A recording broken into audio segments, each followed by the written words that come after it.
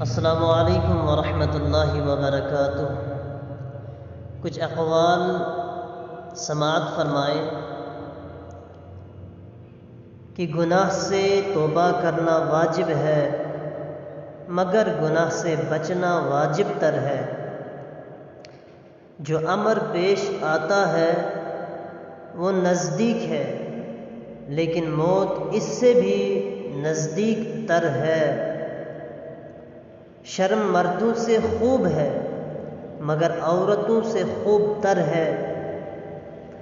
دنیا کے ساتھ مشغول ہونا جاہل کا بد ہے، لیکن عالم کا بدتر ہے۔ گناہ جوان کا ابھی اگرچہ بد ہے، لیکن بوڑھے کا بدتر ہے۔ بخشش کرنا امیر سے خوب ہے، لیکن محتاج سے خوب تر ہے۔ علم پیغمبروں کی میراث ہے، اور فرعون و قارون کی میراث مال ہے۔ موت سے محبت کرو تو زندگی عطا کی جائے گی۔ جو اللہ کے کاموں میں لگ جاتا ہے، اللہ تعالیٰ اس کے کاموں میں لگ جاتا ہے۔